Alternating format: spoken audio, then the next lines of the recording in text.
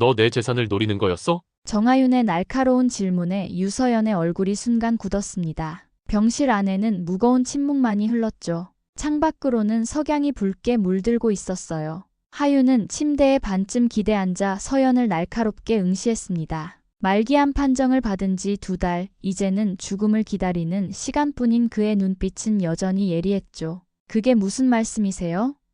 서연의 목소리가 미세하게 떨렸습니다. 하윤은 쓴웃음을 지었어요. 어제 간호사에게 들었어. 네가 병원에서 내 재산에 대해 물어봤다고. 서연은 아무 말도 하지 못한 채 하윤을 바라봤습니다. 그녀의 눈에서는 당혹감과 함께 무언가 복잡한 감정이 교차했죠. 28배 짧은 단발머리 여성, 늘 밝은 미소를 짓고 있었지만 지금은 그 미소가 사라진 상태였어요. 대답 없어? 하윤이 다시 입을 열었습니다. 서연은 천천히 숨을 내쉬었어요. 처음에는 그랬어요. 솔직한 대답에 하윤의 눈이 미세하게 확대됐습니다. 그는 이런 직접적인 고백을 예상하지 못했던 듯했죠. 하지만 지금은 달라요. 서연이 조심스럽게 말을 이었어요. 처음엔 단순히 옆 병실에 큰 재산을 가진 환자가 있다는 소문을 듣고 접근했어요. 제 아버지의 병원비와 제 미래를 위해서. 하윤은 무표정한 얼굴로 고개를 끄덕였습니다. 24세 첫 회사를 창업해 32의 1,000억 규모의 회사로 키웠던 그는 사람들의 속셈을 읽는 데 능했죠. 적어도 솔직하군. 하지만 당신을 알아가면서 그냥 돈 때문만은 아니게 됐어요. 서연의 목소리에 진심이 묻어났습니다. 하윤은 쓴웃음을 지었어요. 내게 남은 건 약 20억 원의 유산과 찾아오는 이 없는 이병실 뿐이야. 그리고 이젠 그는 자신의 마른 손을 들어 올려 보았습니다. 얼마 남지 않은 시간, 서연은 조심스레 다가와 하윤의 침대 옆 의자에 앉았어요. 돈을 노렸던 건 사실이에요. 하지만 당신이 생각보다 훨씬 외롭고 또 따뜻한 사람이란 걸 알게 됐죠. 하윤의 눈에 잠시 흔들림이 보였습니다. 완벽주의자였던 그가 타인의 솔직함 앞에서 흔들리는 순간이었어요. 병실 창문으로 들어오는 마지막 햇살이 두 사람 사이에 희미한 그림자를 드리웠죠. 그래서 이제 어쩔 건데? 하윤이 물었습니다. 그래서 이제 어쩔 건데? 하윤이 물었습니다. 서연은 잠시 침묵했어요. 그녀의 눈빛이 흔들렸지만 이내 결심한 듯 고개를 들었습니다. 계속 당신 곁에 있고 싶어요. 이유가 뭐든 간에 지금은 진심으로 그래요. 하윤은 그녀의 얼굴을 찬찬히 살펴봤습니다. 스타트업 대표로 수많은 투자자와 협상을 해온 그였기에 사람의 진심을 꿰뚫어보는 눈은 여전했죠. 하지만 서연의 눈빛에서는 단순한 욕심보다 더 복잡한 감정이 느껴졌어요. 왜? 하윤의 질문은 단순했습니다. 서연은 손가락으로 자신의 짧은 머리카락을 매만지며 말했어요. 당신, 참 이상한 사람이에요. 세상에 큰 성공을 거두고도 이렇게 외롭게 살다니. 성공이 외로움을 막아주진 않아. 하윤이 담담하게 대답했습니다. 다음 날 아침, 서연은 작은 다과를 들고 하윤의 병실을 찾았어요. 하윤은 창가에 앉아 있었는데 햇빛을 받아 더욱 창백해 보이는 얼굴이었죠. 오늘은 기분이 어때요? 서연이 자연스럽게 물었습니다. 죽어가는 사람에게 그런 질문이 의미가 있을까? 하윤이 빈정거렸지만 목소리엔 날이 서 있지 않았어요. 서연은 웃으며 다과를 내려놓았습니다. 모든 사람은 매일 조금씩 죽어가고 있어요. 다만 속도의 차이일 뿐이죠. 하윤은 의외의 대답에 서연을 다시 바라봤어요. 그녀의 말에는 단순한 위로가 아닌 삶의 무게가 묻어 있었습니다. 간호사가 말하던데 당신 아버지도 많이 아프시다면서요? 하윤이 조심스레 물었어요. 서연의 표정이 미세하게 굳었다가 이내 평온을 되찾았습니다. 네, 말기암이에요. 아버지는 말씀도 거의 못하세요. 그런데 왜 내게 시간을 쓰는 거지? 아버지 간병하기도 바쁠 텐데. 하윤의 목소리에 진심 어린 궁금증이 묻어났어요. 서연은 창밖을 바라보며 잠시 침묵했습니다. 그리고 천천히 입을 열었죠. 아버지와 저는 복잡한 관계예요. 오랜 시간 함께 있기가 쉽지 않아요. 하윤은 더 묻지 않았어요. 서연의 마음속 깊은 상처를 직감적으로 느꼈기 때문이었죠. 그는 자신도 모르게 서연의 손을 바라봤습니다. 그녀는 항상 긴 소매 블라우스를 입고 있었어요. 일주일이 지났고 하윤과 서연의 만남은 일상이 되었습니다. 처음에 경계심은 조금씩 허물어지고 두 사람 사이에는 묘한 편안함이 자리 잡았어요. 하윤은 점점 더 서연을 기다리는 자신을 발견했고 서연 역시 하윤의 병실에서 보내는 시간이 늘어갔습니다. 어느 비 오는 오후, 서연은 작은 노트북을 들고 하윤의 병실을 찾았어요. 오늘은 제가 꿈꾸는 공방 디자인을 보여드릴게요. 하윤의 눈이 살짝 빛났습니다. 그는 오랜만에 비즈니스에 대한 대화를 나눌 수 있다는 설렘을 느꼈죠. 두 사람은 노트북 앞에 앉아 서연의 공방 계획을 함께 들여다봤어요. 그 순간만큼은 환자와 보호자가 아닌 꿈을 나누는 두 사람이었습니다. 비 내리는 창밖을 배경으로 서연과 하윤은 노트북 앞에 나란히 앉아 있었습니다. 서연의 노트북 화면에는 소박하지만 아름다운 공방 인테리어 사진들과 손으로 직접 그린 듯한 디자인 스케치가 가득했어요. 이게 제가 꿈꾸는 공간이에요. 하루상점이라고 이름 지었죠. 매일이 소중하다는 의미로요. 서연의 목소리에는 간절함이 묻어났습니다. 하윤은 화면을 유심히 살펴보며 고개를 끄덕였어요. 창업자의 철학이 담긴 이름이네. 좋은 시작이야. 서연은 조심스럽게 화면을 넘겼습니다. 이건 제가 만든 제품들이에요. 아직 많진 않지만 화면에는 정교하게 만들어진 가죽 소품들과 수제 도자기 그리고 몇 가지 액세서리가 보였어요. 하윤은 전문가의 눈으로 제품들을 살펴보았습니다. 이 정도 퀄리티면 시장에서 충분히 경쟁력 있어. 하윤이 진심을 담아 말했어요. 다만 온라인 마케팅 전략은 좀 더 보완이 필요해 보이는데 서연의 눈이 반짝였습니다. 정말요?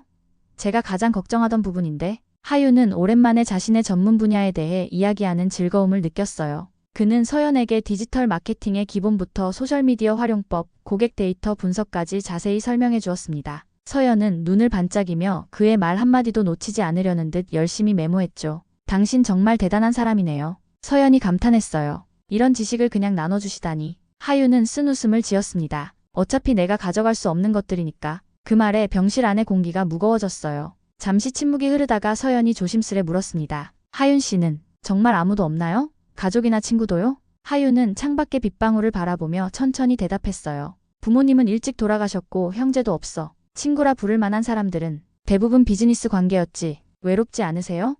서연의 질문은 단순했지만 하윤의 마음 깊은 곳을 건드렸습니다. 하윤은 잠시 생각에 잠겼어요. 익숙해졌어. 성공을 위해 선택한 대가랄까? 서연은 조용히 하윤의 손을 잡았습니다. 그 손길에 하윤은 처음으로 마음의 벽이 조금씩 허물어지는 느낌을 받았어요. 다음날 오후 하윤은 병원 복도를 천천히 걷고 있었습니다. 간호사의 도움 없이 혼자 걷는 건 쉽지 않았지만 그는 최대한 독립성을 유지하려 했죠. 복도 끝에서 서연이 한 간호사와 이야기하는 모습이 보였어요. 그 환자 정말 큰 회사 대표였대요. 재산이 어마어마하다던데. 간호사의 작은 속삭임이 하윤의 귀에 들렸습니다. 서연의 표정이 복잡해 보였어요. 그냥 좋은 사람이에요. 서연 씨 힘든 거 알아요. 아버지 병원비에 생활비까지. 근데 이건 너무. 서연이 급하게 간호사의 말을 끊었습니다. 그만해요. 그런 게 아니라니까. 하윤은 그 자리에 서서 두 사람의 대화를 지켜봤어요. 서연의 얼굴에 스친 당혹감과 복잡한 감정들이 보였습니다. 하윤은 그 순간 내 전 재산을 남길 사람이 있다면 이 사람일 수 있겠다는 생각이 머릿속을 스쳤어요.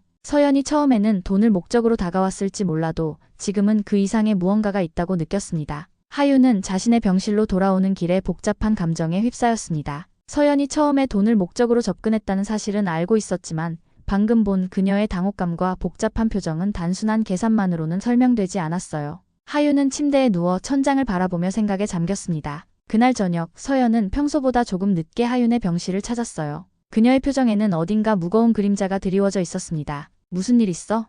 하윤이 물었어요. 서연은 잠시 머뭇거리다 입을 열었습니다. 아버지 상태가 좀 안 좋아졌어요. 하윤은 고개를 끄덕였어요. 그는 서연의 아버지에 대해 간호사들로부터 조금씩 들어왔습니다. 유병식, 예순이 넘은 말기암 환자로 거의 말도 못하는 상태였죠. 도움이 필요하면 말해. 하윤의 말은 짧았지만 진심이 담겨 있었어요. 서연은 작게 미소 지었습니다. 그녀가 물을 따르려 손을 뻗었을 때 소매가 살짝 거쳤고 하윤은 그녀의 손목에 있는 흉터를 보게 되었어요. 그건? 하윤이 조심스럽게 물었습니다. 서연은 급히 소매를 내렸지만 이미 늦었어요. 그녀는 잠시 망설이다 천천히 다시 소매를 올렸습니다. 손목부터 팔꿈치까지 이어진 여러 개의 흉터가 드러났죠. 어릴 때 생긴 거예요. 서연의 목소리는 담담했지만 눈빛에는 오래된 상처가 깃들어 있었습니다. 하윤은 말없이 기다렸어요. 서연이 스스로 이야기할 수 있는 시간을 주고 싶었습니다. 아버지가 술을 많이 드셨어요. 서연이 천천히 말하기 시작했어요. 화가 나면 손에 잡히는 걸로 저를 때리셨죠. 한 번은 깨진 유리병으로. 하윤의 눈이 커졌습니다. 그는 충격에 말을 잇지 못했어요. 이 흉터들 때문에 제 꿈이었던 섬세한 공예 작업이 어려워졌어요. 손의 감각이 일부 둔해졌거든요. 서연의 목소리는 떨리지 않았지만 그 안에 담긴 상처는 깊었습니다. 그런데 지금 그 아버지를 간병하고 있는 거야? 하윤이 믿기지 않는다는 듯 물었어요. 서연은 쓴웃음을 지었습니다. 아이러니하죠? 하지만 그분도 결국 제 아버지니까요. 그리고 지금은 무력한 환자일 뿐이에요. 하윤은 서연의 손을 조심스럽게 잡았습니다. 그 순간 하윤은 자신의 인생에서 처음으로 타인에게 진심 어린 연민과 애정을 느꼈어요. 수치와 성공만을 줬던 그의 마음에 따뜻한 감정이 조금씩 자라나고 있었습니다. 네가 얼마나 강한 사람인지 알아?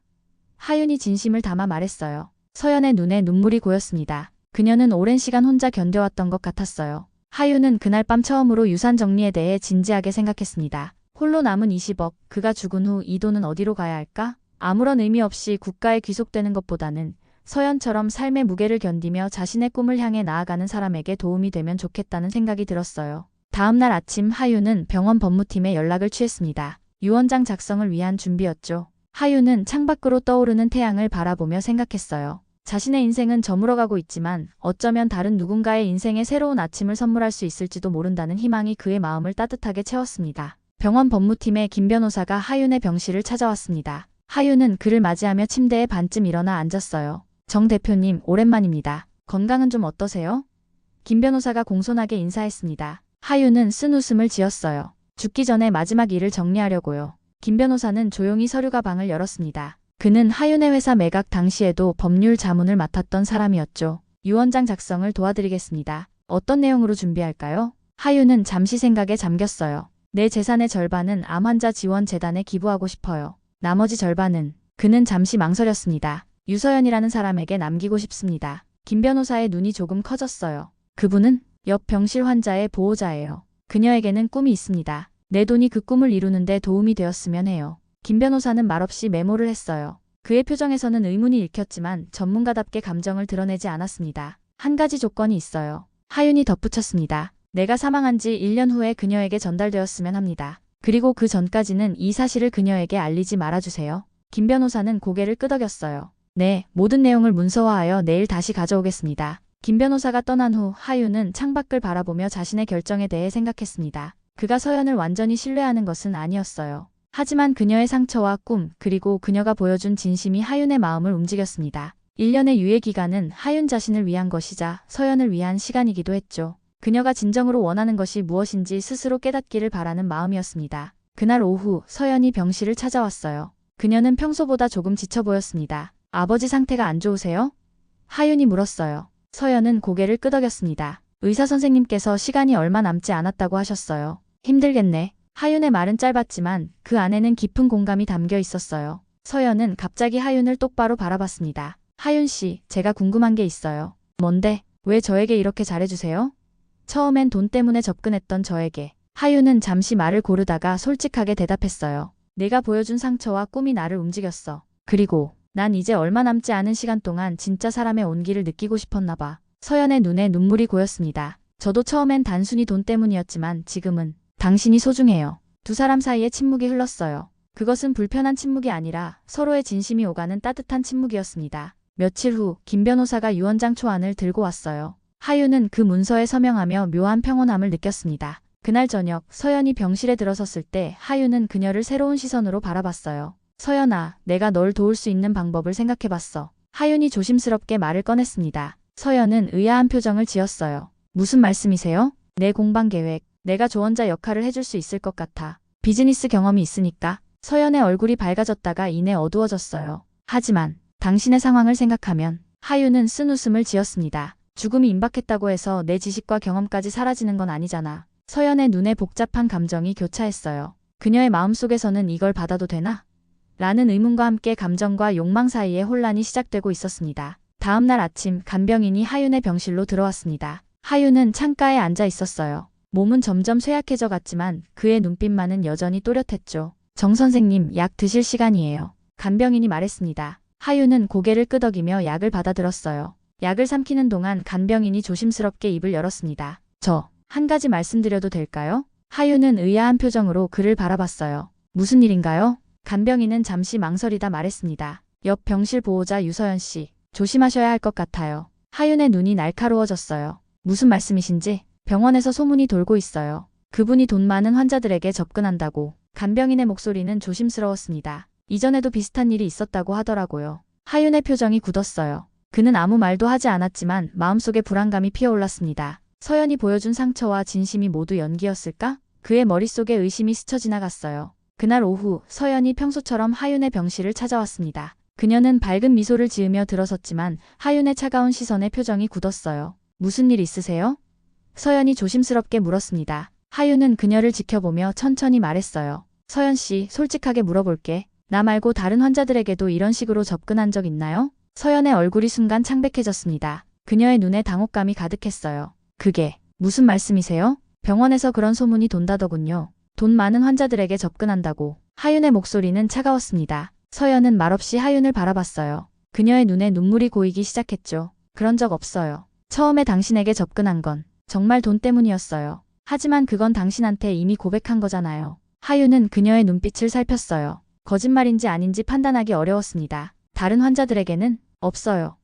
서연의 목소리가 높아졌어요. 제가 그렇게 사람들을 이용할 것 같아요? 하윤은 침묵했습니다. 그의 마음속에는 서연을 믿고 싶은 마음과 의심이 교차했어요. 스타트업 대표로서 수많은 거짓말과 속임수를 경험했던 그였기에 더 이상 쉽게 믿을 수 없었습니다. 증명할 방법이 없겠죠. 하윤이 마침내 입을 열었어요. 서연의 눈에서 눈물이 흘러내렸습니다. 그녀는 천천히 일어났어요. 당신이 그렇게 생각한다면 더 이상 할 말이 없네요. 서연은 깊은 상처를 받은 듯 고개를 숙이고 병실을 나갔어요. 문이 닫히는 소리와 함께 하윤의 마음에도 무거운 침묵이 내려앉았습니다. 이후 사흘 동안 서연은 나타나지 않았어요. 하윤은 창밖만 바라보며 시간을 보냈습니다. 그의 상태는 점점 악화되어 갔고 의사는 시간이 얼마 남지 않았다고 했어요. 하윤은 서연의 부재가 자신의 마음을 이렇게 아프게 할 줄 몰랐습니다. 넷째 날 아침 간호사가 하윤의 병실로 들어왔어요. 정 선생님, 옆 병실에서 소식이 왔어요. 유병식 환자분이 어젯밤에 돌아가셨답니다. 하윤의 가슴이 철렁했어요. 서연의 아버지,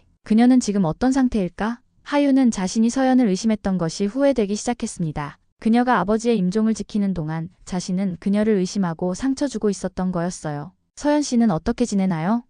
하윤이 조심스럽게 물었습니다. 간호사는 어깨를 으쓱했어요. 잘 모르겠어요. 장례 절차를 밟고 있을 거예요. 하윤은 김 변호사에게 전화를 걸었습니다. 유 원장에 대한 마음이 또 다시 흔들렸어요. 서연에 대한 의심도 있었지만 동시에 그녀의 상황에 대한 연민과 걱정도 컸습니다. 그는 혼란스러운 마음으로 창밖을 바라봤어요. 가을의 마지막 햇살이 창문을 통해 들어오고 있었습니다. 하윤의 상태는 급격히 악화되었습니다. 의사들은 이제 시간이 일주일도 남지 않았다고 말했어요. 하윤은 거의 움직이지 못하는 상태가 되었고 대부분의 시간을 반쯤 의식이 흐려진 채로 보냈습니다. 간호사들은 번갈아가며 그를 돌봤지만 그의 마음속에는 서연에 대한 생각만이 맴돌았어요. 이틀 전 김 변호사가 다시 찾아와 유 원장의 최종 확인을 받았습니다. 하윤은 결국 원래 계획대로 재산의 절반을 서연에게 남기기로 했어요. 그가 서연을 완전히 믿지 못한다 해도 적어도 그녀에게 기회를 주고 싶었습니다. 나머지 절반은 암환자지원재단에 기부하기로 했고요. 아침 햇살이 병실을 밝게 비추던 날 문이 조용히 열렸습니다.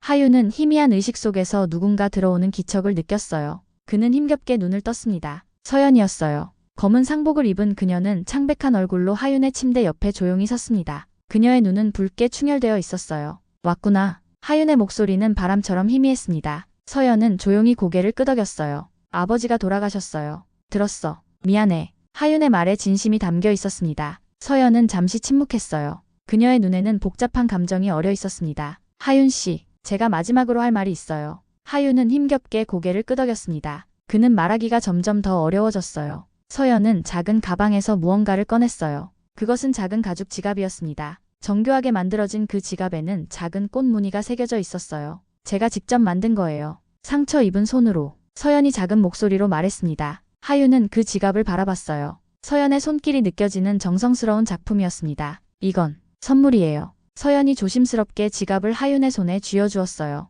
당신이 처음이었어요. 내가 사랑받을 수 있다고 느낀 사람. 하윤의 눈에 눈물이 고였습니다. 그는 가까스로 입을 열었어요. 나도. 네가 처음이야. 내가 진심으로 누군가를 생각한 사람. 서연은 하윤의 손을 조심스럽게 잡았어요. 그녀의 손은 따뜻했습니다. 처음엔 돈 때문에 다가갔지만 정말로 당신을 사랑하게 됐어요. 제 인생에서 처음으로 누군가에게 느낀 진짜 감정이었어요. 하윤은 미소를 지었어요. 죽음을 앞둔 그가 할 수 있는 마지막 미소였습니다. 알아. 이제 알아. 서연의 눈에서 눈물이 흘러내렸어요. 죄송해요. 의심받을 행동을 해서. 하윤은 가까스로 고개를 저었습니다. 아니, 내가 미안해. 너를 의심해서. 두 사람 사이에 깊은 침묵이 흘렀어요. 그것은 많은 말보다 더 깊은 의미를 담고 있는 침묵이었습니다. 서연은 조심스럽게 하윤의 이마에 입을 맞췄어요. 감사해요. 모든 것에. 하윤은 점점 의식이 흐려지는 것을 느꼈습니다. 하지만 그의 마음은 이상하게도 평온했어요. 그는 서연의 손을 꼭 쥐고 눈을 감았습니다. 그날 밤 정하윤은 평온하게 숨을 거두었어요.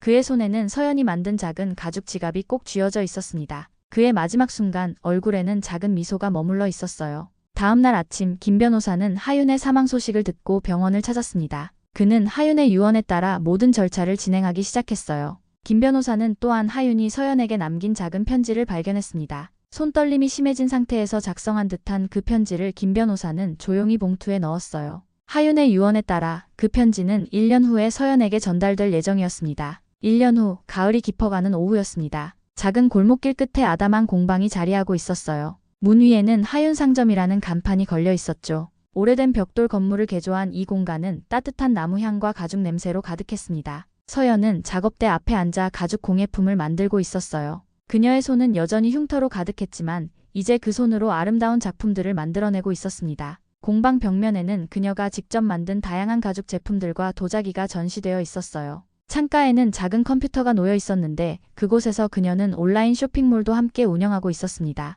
문득 초인종 소리가 들렸어요. 서연이 고개를 들어보니 김 변호사가 문 앞에 서 있었습니다. 안녕하세요, 유서연 씨. 김 변호사가 공손하게 인사했어요. 서연은 반갑게 그를 맞이했습니다. 김 변호사님, 오랜만이에요. 들어오세요. 김 변호사는 조용히 공방 안으로 들어왔어요. 그는 잠시 공간을 둘러보더니 감탄했습니다. 정말 아름다운 공간이네요. 정 대표님이 보셨다면 기뻐하셨을 거예요. 서연의 눈에 잠시 그림자가 스쳤어요. 하윤에 대한 기억은 여전히 그녀의 마음 깊은 곳에 자리하고 있었습니다. 김 변호사는 가방에서 봉투 하나를 꺼냈어요. 오늘은 특별한 용건으로 왔습니다. 정하윤 대표님의 유언에 따라 사망 1년 후에 전달하라고 하신 물건이 있어서요. 서연은 놀란 표정으로 봉투를 바라봤습니다. 유언이요? 김 변호사는 고개를 끄덕였어요. 네. 정 대표님은 재산의 절반을 암 환자 지원 재단에 기부하셨고 나머지 절반은 유서연 씨에게 남기셨습니다. 서연의 눈이 커졌어요. 그녀는 말을 잇지 못한 채 김 변호사를 바라봤습니다. 그리고 이 편지도요. 김 변호사는 작은 봉투를 내밀었어요. 대표님의 마지막 글입니다. 서연은 떨리는 손으로 봉투를 받았습니다. 그녀의 눈에 눈물이 고였어요. 김 변호사는 모든 법적 절차를 설명한 후 조용히 공방을 나갔습니다. 서연은 혼자 남겨진 공간에서 오랫동안 봉투를 바라봤어요. 마침내 그녀는 조심스럽게 봉투를 열었습니다. 떨리는 글씨로 쓰여진 짧은 편지가 나왔어요. 서연에게, 네가 이 편지를 읽을 때 나는 이미 이 세상에 없겠지. 하지만 내 마지막 말을 전하고 싶었어. 사랑이 거짓일지라도 널 사랑한 건 진심이었다. 내 인생의 마지막 순간에 너와 만난 것은 행운이었어. 처음으로 누군가에게 진심을 다했고 그것만으로도 내 삶은 의미가 있었다고 생각해. 내 꿈을 위해 이 유산을 남긴다. 하지만 돈보다 더 중요한 것은 내 안에 있는 강인함이야. 넌 충분히 아름답고 가치 있는 사람이라는 걸 잊지 마. 서연의 눈에서 눈물이 흘러내렸어요. 그녀는 편지를 가슴에 안은 채 오랫동안 울었습니다. 모든 감정이 한꺼번에 쏟아져 나왔어요. 그날 저녁 서연은 공방문을 닫고 작은 테이블에 촛불을 켰습니다. 그녀는 와인 한 잔을 따르고 하윤의 사진 한 장을 꺼내보았어요. 병실에서 함께 찍은 유일한 사진이었죠. 나는 진짜로 그 사람을 사랑했어요. 서연이 작은 목소리로 말했습니다. 처음에는 돈 때문이었을지 몰라도 정말로 사랑하게 됐어요. 창밖으로 별이 빛나기 시작했어요. 서연은 창가에 서서 밤하늘을 바라봤습니다. 어딘가에 하윤이 그녀를 지켜보고 있는 것 같은 느낌이 들었어요. 공방 하윤 상점은 조금씩 성장해 나갔습니다. 서연의 손으로 만들어진 제품들은 사람들에게 사랑받기 시작했고 그녀의 이야기는 많은 이들에게 영감을 주었어요. 유산의 절반은 그녀의 공방을 확장하고 안정적인 삶을 살아가는 데 도움이 되었죠. 하지만 서연에게 가장 소중한 것은 돈이 아니었어요. 그것은 하윤과 함께했던 짧지만 깊은 시간 그리고 그가 남긴 마지막 메시지였습니다. 서연은 이제 자신의 삶을 꾸준히 살아가고 있었어요. 과거의 상처를 완전히 치유할 수는 없을지 몰라도 그녀는 그 상처와 함께 성장하는 법을 배웠습니다. 공방의 문 위에 걸린 하윤 상점이라는 간판은 햇빛에 반짝였어요. 그것은 단순한 상점 이름이 아니라 두 사람의 이야기를 담은 기억이자 약속이었습니다. 진실과 거짓, 욕망과 사랑이 뒤엉켰던 복잡한 관계 속에서도 마지막에 그들이 발견한 것은 서로에 대한 진심이었어요. 서연은 이제 매일 아침 공방문을 열며 작은 가죽 지갑을 만집니다. 그것은 하윤에게 마지막으로 선물했던 것과 같은 디자인의 지갑이에요. 그녀는 그 지갑을 통해 하윤을 기억하고 자신의 꿈을 향해 한 걸음씩 나아가고 있습니다. 앞으로의 길이 항상 쉽지만은 않겠지만 서연은 이제 혼자가 아님을 알았어요. 하윤이 남긴 사랑과 신뢰는 그녀의 마음속에 영원히 남아 그녀가 앞으로 나아갈 수 있는 힘이 되었습니다.